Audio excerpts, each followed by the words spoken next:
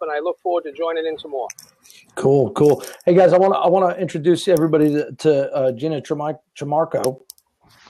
Make sure I get the pronunciation right. So I've known Gina for many years. We've done business with her in the past, but earlier this week we did a Naked Truth series on entrepreneurship, and if out of all of us, Gina is one of the best entrepreneurs I know, because she never lets her comfort zone hold her back.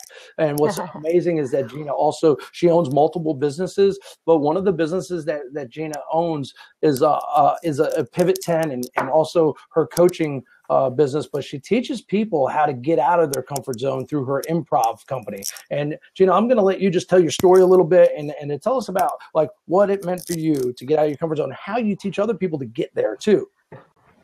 Sure.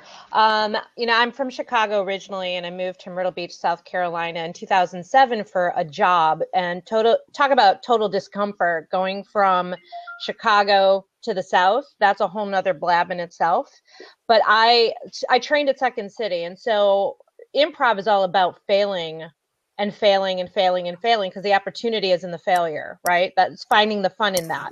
So when I got to Myrtle Beach and there was no such thing as improv in this market, it was very depressing for me. So I started an improv company for my own selfishness, and that was in 2008. And that turned into a theater, and then that grew into multiple businesses of always taking risks. And I started that business when the economy was crashing, because I couldn't find a job and I lost my job after moving. So I teach people to fail as much as possible, because that's where the creativity, the opportunities come in. And I just kept spinning it into different businesses. One of my biggest challenges right now, thus the Pivot 10 brand, is people love the improv, but they're scared of the improv, but they want the improv, but they don't want the improv. And from a corporate training perspective, we use improv to help people get out of their heads and out of their way. But I had to create a brand new brand, and we're literally in the middle of the rebrand right now, Pivot 10, to teach people how to pivot. So instead of talking about improv, we're talking about pivot. So it's always about taking a risk. Right. Absolutely.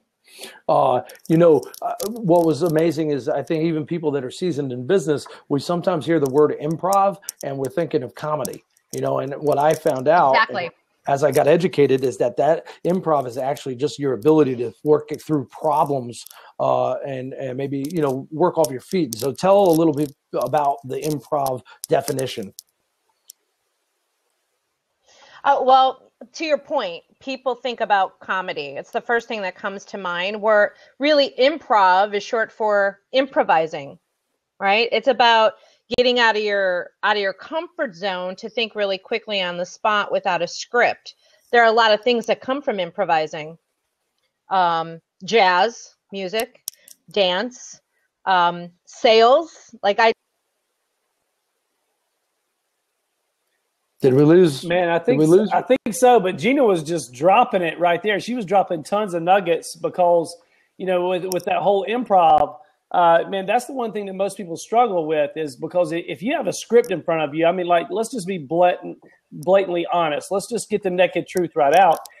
Anybody can read from a script, but what if you're sitting in front of somebody like a John Foley and you're trying to bring value to his company, and John Foley starts asking you questions like nobody's business, because John Foley's the smartest guy we know. And so whenever we're sitting down with him, we've got to be so prepared that we could just think on our feet.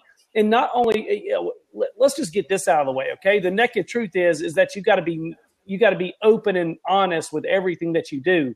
Most people think about pitching and selling in a negative way. I just believe that, he or she who's the most honest and brings the most value to the marketplace wins the biggest. And so if I'm sitting there with John Foley, I can have the greatest product in the entire world. I can bring so much value to his company. But if he's asking me questions and I can't think on my feet how to answer them openly and honestly to where he engages with them, to where it moves him emotionally, then I'm not going to make that sale. And so, Gina, man, that's a tremendous value that she's bringing to the marketplace. So that's just my 2 cents on that. So, Mr. Foley, I'd love to hear your remarks on that. No, I agree. when I think of talking about openly, I really talk about being yourself, right? You want to talk about doing business. I always make it a point. I don't go in there and say, hey, will you buy my product? I know I can generate more leads. I know that I can help you get more followers. It could start off with, opening up with, why you're there, how you got there, talk about your family, your friends, you talk about open and transparent, we're real people doing business together, and that's always been successful for me. Now, I use tools, so before I come to see you, I try to learn as much as I can. You love baseball. Obviously, I wouldn't go in there and say, look, I'm wearing my Gamecocks hat, but, but it does matter. And I think being transparent and being real, I think, is important. That's right. Gina's back, y'all. Yay! Gina's back. Woo-woo. Well, Gina, we were just, I think you were hearing us, but we're talking about how great you were hitting the nuggets on there about that comfort zone. See, I think that comfort zone restricts you, right? And this is what I found out for everybody, that our comfort zone is really not comfortable. It's familiar, right? Yeah, that's awesome. When we talk about our business model, so John Foley, when we talk about the printers out there, that they stay within their comfort zone because they know how to do print. But when they want to add different services like marketing services like you, or we want to go ahead and start doing maybe some coaching services like Gina and Jonathan, is that we don't know what to do, and we're worried, we're addicted as a society to what people think about us, and they may think we're stupid. They may see us fail. Oh my God, what's the worst thing that's going to happen? But what I've seen is that the more that we do these things, like doing the blab, we're having some technical issues because it is what the blab is, but all of us keep going, and we keep instead of quitting, we're going to go on, because what we're just doing is we're becoming experts in the blabbing world, right? I want to hear more of what Gina has to say about that improv, man. I'm fired. Gina, you fired me up today. I am pumped up. What do you want to hear? What do you want to hear specifically? I just love it. Just kind of give a little bit more of an outline, because this is a thought process that maybe I think all of us has really deep down inside knew that we could that we had to make us successful. But it sounds like to me that you're making it tangible. Like you're putting pen to paper and process and systems in place to be able to teach other people how to kind of do what a Cassidy can just kind of do. All the time people just go, well, Hindu, he can just kind of do it. It doesn't matter what it is. But I believe that, what you're talking about is kind of what we do, just that you're laying the system down with it. Yeah, here's the thing with improv, right? When we use improv, when we study improv as a technique, it's really a soft skill, and we're all wired for it. We're all born to improvise. It's in our DNA, it's in our system. What happens is we don't tap into what we already have. We have these abilities to really be in the moment. So some of the things that we teach with Carolina Improv, which is our improv school and theater, we take basic brain skills like listening, like 100% active listening. One of the things that people have a problem with is being so in the moment, because they're so distracted by a million things that they're really not present.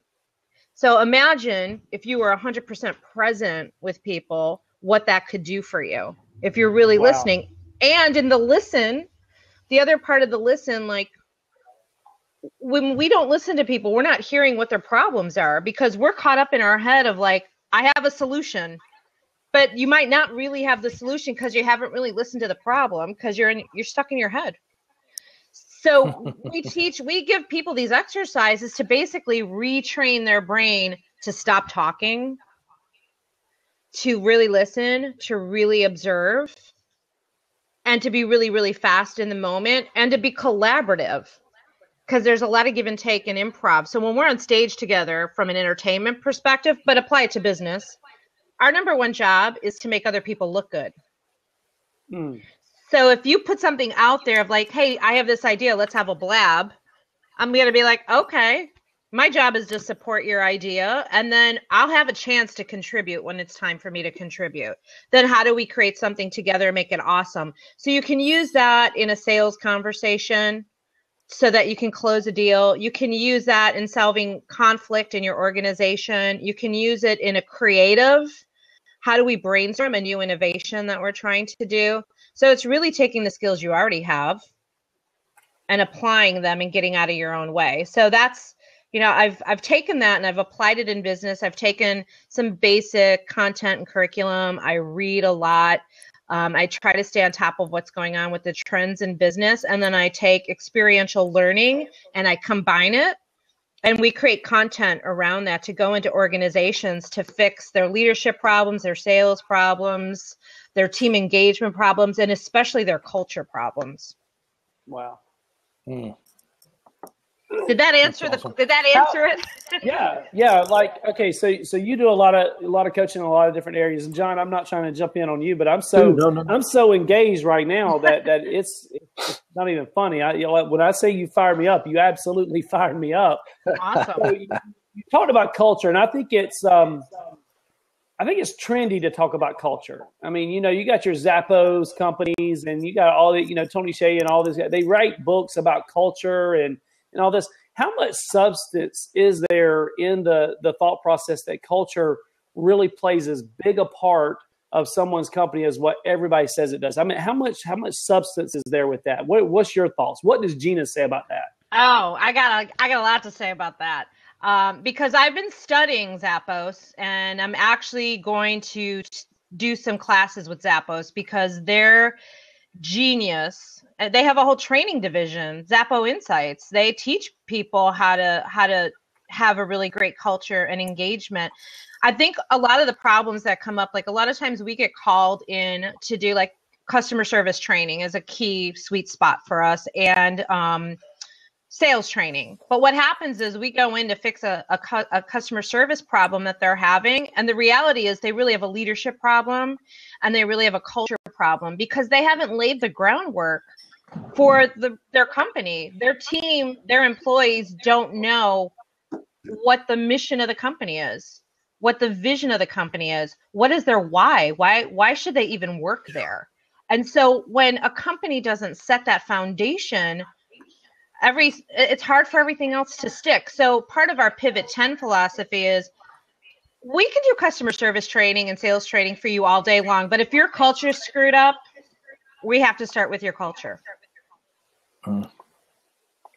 John Foley, what do you say about that? Well, I think that you need to communicate with your staff on an ongoing basis and create a culture where they not only know, like Gina talks about. I get a lot of feedback, so I don't know if it's somebody might need to mute, but could be just when I'm talking here. So I think I agree with what she's saying about your culture. I got 24 employees here, and some of over 50% have been with me for over 15 years. Is that better? That's much better. Okay, it was me. Yeah, I figured. Yeah. Way to go, Cassidy. Yeah, how to get out of comfort zone. Anyway, that's not your comfort zone, John. So if I think about my own ability, you do your best all the time to share where you're going. There's nothing. If people talk about then drop, the mission, the vision, but it's true. If you don't have the people in the way back of the room, and I talk about this all the time, Gina, with like printers that have been around for 30, 40 years, 70 years, 5 generations of family. And what do they say? Well, this is the way we've always done it. This is the way we've always done it. So when you try even a new direction, if you don't have the folks in the back of the boat paddling the same way as you, it becomes a problem, right? And I think you need to share with them from a culture aspect what's in it for them, right? I mean, same thing goes with your customers. What's in it for them? But that's the way I think about that. Yeah. Foley, you with a couple of your companies, you deal with some major corporations like the NFL and some just Fortune 100 companies. Like, so when you're dealing with a company like that, or you're dealing with a company that's smaller, what do they have the same type of problems ultimately? Like the NFL, for instance, what's their comfort zone? Like, what do they do to expand it? How about we? I'll put it in a different perspective. The bigger they are, the slower the wheel turns. That's my experience, right? Yes. The slower the wheel turns. Even though the individual wants to move as fast as Hendo does, the problem is that there's so many things they have to get through. We can call it red tape or channels or whatever. it's difficult. So you have to kind of balance that, because if we're entrepreneurs, like everybody is on here, started their business, multiple businesses, not afraid to take risks, not afraid to fail. They don't generally always do that when you're in a big corporation. Not that they don't want to, but they're not even maybe given the freedom to do that. And that's important, I think, in a small business environment when you're growing that business, is to let everybody fail.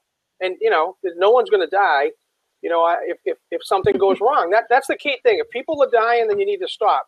All right. But if they're not dying, don't be afraid to, fail a little bit, so. Yeah. You hit the nail on the head there. Yeah. Because I just remember when it was me, sitting in my home office, when we made a decision, it was done right there. It was kind of like the jet ski. The jet ski turns a lot faster than the cruise ship. And so now, we're working on a couple cruise ships, and you got to coordinate, and you got to make sure that all the people are working together. If not, the cruise ships run into each other when they're trying to turn. So, man, you absolutely nailed that right there. The one thing that I kind of wanted to bring up is, we talk about these companies and we talk about, the culture that they have and how culture is important. But, at the end of the day, it doesn't matter if you're a really, really big company or a really, really small company. I think that everybody that we've talked about today, they bring tremendous value to the marketplace in general. Like, their product that they put out is amazing. The NFL's product, it is amazing. I'm a baseball guy, and I would love to say that baseball is, America's sport, but and it pains me even to say it, and I'm hesitating to even say it, but football's taken over, right? And the reason why they're taking over is because of the product that they're putting out there. Zappos, Zappos has spun another company off of what they actually did. They were great in the shoe business, right? And so they just made it a great place to work because they were just tired of the turnover of having to train people over and over and over again. And what they saw is they saw another company coming out of that to bring value to the marketplace for different businesses. So at the end of the day, I just believe that, it goes back to, we got to treat people the way people are supposed to be treated. Are you treating someone the way that you would want to be treated? Are you treating your employee the way that you would want to be treated if you were in that case? In general, guys, we just got to continue to do things the right way. It's kind of like this blab. I just believe that we're bringing true value. Like, we're taking our gloves off, because there's probably some business owners on here that are listening to us, and they're like, I've been on 15 different blabs, and it's just a bunch of talking heads talking about a bunch of nonsense. Like, what's some of the things that I can actually apply to my business today? Well, here it is. Are you doing what you do better than everybody else? And if you're not, why are you freaking going to sleep until you can absolutely do what you do better than anybody else? Why are you resting? Why are you taking a breath? The culture is going to come later, but you got to bring the value to the marketplace right now. And we talked about passion and why and all that stuff. And the reason why it's important is because when you're in business for yourself, let me be really, really open and naked right here. It is freaking hard, people. It is not easy. People will try to screw you over. People will try to do you wrong. And at the end of the day, you've got to look at that person, and you got to have that person's best interest in mind, because you're going to bring value to the marketplace. So it's hard. So when Gina's talking about the why, and you got to know why you're doing this, the reason why is because when it gets to that point, you still got to press forward. You cannot be afraid to fail, because if you're afraid to fail, then you're going to quit, and it already makes you a loser. At the end of the day, you're going to be a winner or you're going to be a loser. Which one do you want? Because I believe that you get to choose. You get to choose this one, or you get to choose this one. Winner, loser. Which one? Pick. But at the end of the day, just persevere and bring as much value to the marketplace as you can possibly bring. Awesome. Can I get a witness? Take up an offering for me. That's good stuff. So, I know everybody's pressed for time, so why don't we do this? So we got 36 people watching or viewing. Is what would be the one nugget you would say? So here we got some people that are just starting off in business. Here we got some seasoned people. Is that what would be that one thing that you would throw out to them, Gina, to get outside their comfort zone or to expand their comfort zone? What's the one thing they could do today so they can start growing? I think probably the first thing I would say is listen to your own gut and your own heart and do it. and don't listen to other people telling you what's not going to work. I think that's huge, because people are real quick to talk us out of things. You know, when I started Carolina Improv Company in Myrtle Beach, everybody thought I was crazy. They're like, nobody's going to go to an improv class at the beach. Well, I proved them wrong. Yeah, come on. There's a waiting list. So there is a waiting list for our classes. So, but Gina and I blab together. Yeah. So listen to your gut. Don't listen to other people telling you can't do it. Cool. Foley, you still with us, or are you off? I'm ready. I know I'm ready to give you a couple of thoughts. My first thought is, just blab itself. I'm sure a lot of people just look and watch on social media. I might call them lurkers. Go ahead and jump on one day. If you've never tried it, try it. Right. So there's one thing. I'd also do things, especially if it's industry. So if you're in a particular industry and you're working, try to find something, a topic in a different industry, and try to engage in it. In other words, another way to get out of your comfort zone is just find something else that's different and participate in it. You know, when you think of people that are in a vertical, they want to sell something outside of it. You know, just go learn a different industry. Pick a topic that might enthuse you, and get involved and learn about it. It's another great way to get out of the same old thing that you're doing. Awesome. How about Hindu? You absolutely lead thousands of people in a couple organizations. What would you tell those people, these people right now that are listening to us, listening to you for the very first time, expand the comfort zone? What is it? How do they do it? I got it. Check your communication skills. Check your communication level. I don't care if you're your only employee. Doesn't matter. If you're your only employee, do you know who you're talking to more throughout the day than anybody else? Yourself. You, right? If you lead a corporation that has thousands of people, is the employee with the number, with the identification number that says 1,000 on it, is that employee getting the same message that you're speaking to the person with the employee identification number with 2 on it, right? Mm-hmm. So we got to make sure that we're checking our communication skills, whether it's with ourselves or whether it's with all of our other employees or how it is. But I will tell you this, and as I'm jumping off here, the level of your communication skills will dictate the level of your income. So tweet that for me, please. I will do it. I like that. Gina, so nice to meet you. Foley, is an honor as always. I cannot wait to be on here with you again, my friend.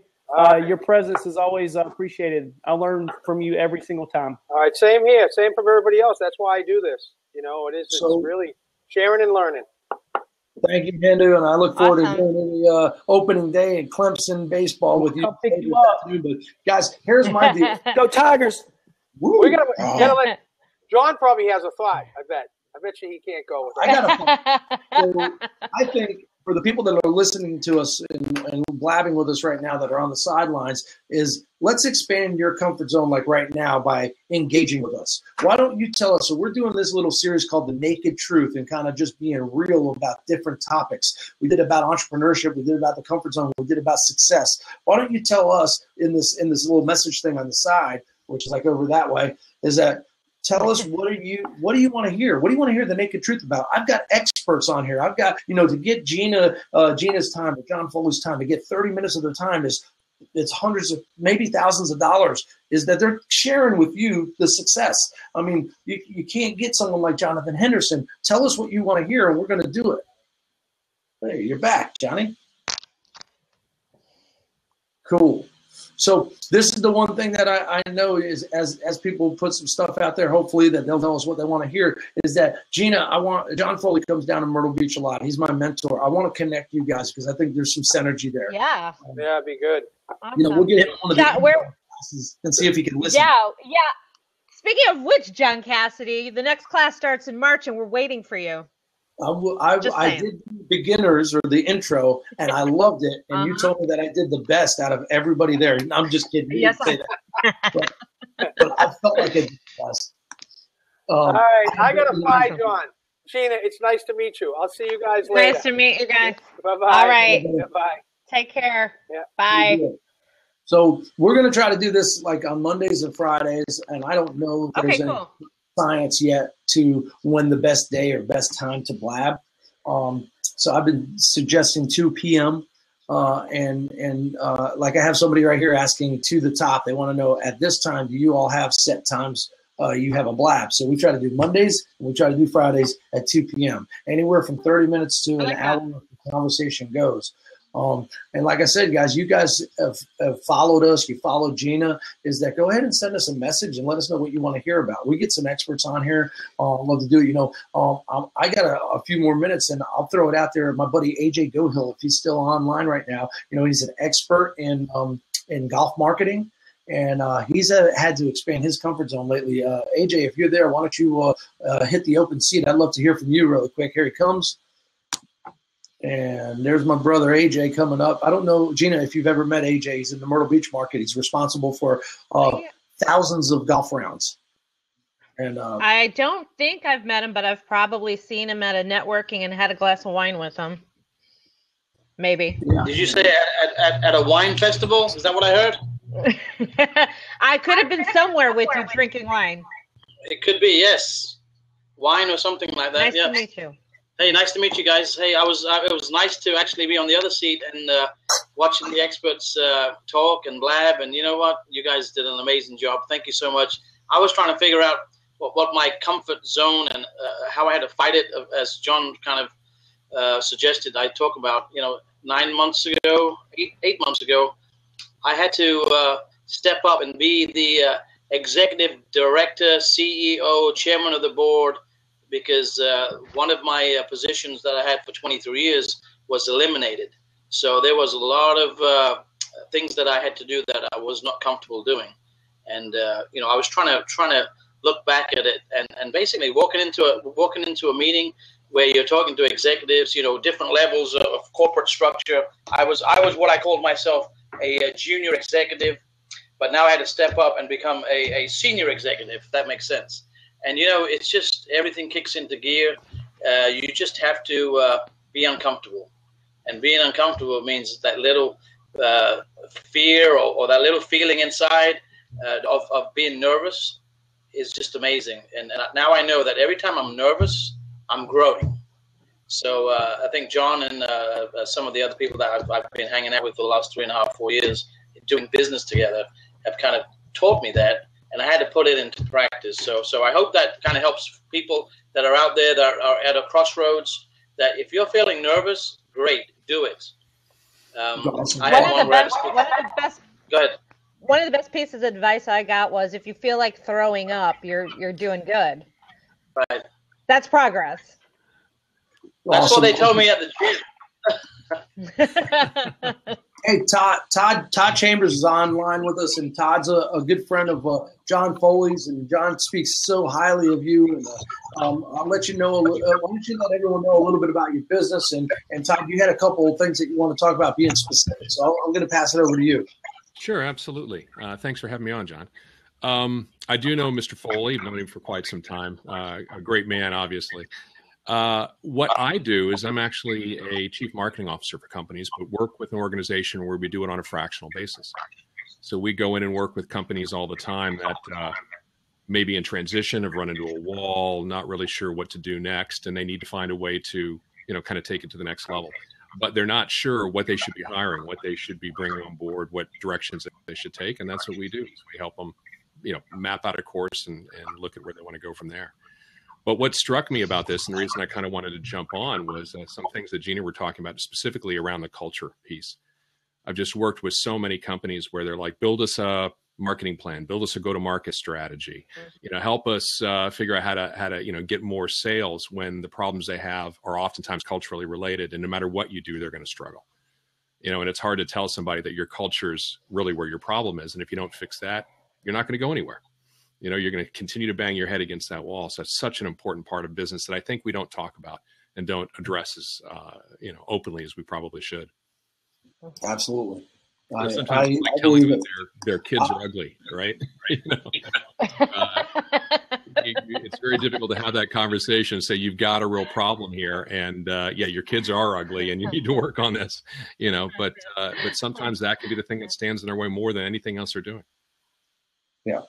Sometimes it's us that are standing in our own way, right? Exactly. You know? Exactly. And I think it goes all back to that whole thing that we're talking about, comfort zone. So, well, you said it's a couple specific things for me, and what's worked for me and what's worked for folks that we talked about. 100% what Jonathan Henderson said was communication skills. Right. You know, and for me, what I found out, the quickest thing to get outside of our comfort zone is that most of us don't even read good books, right? Because I don't know why we want to watch The Bachelor or we want to watch whatever silly show is on. But do you realize, like, if we would, as a group, as just individuals, we read 10 pages a night, 10 pages a night would be about 300 pages for the month, which is an average book.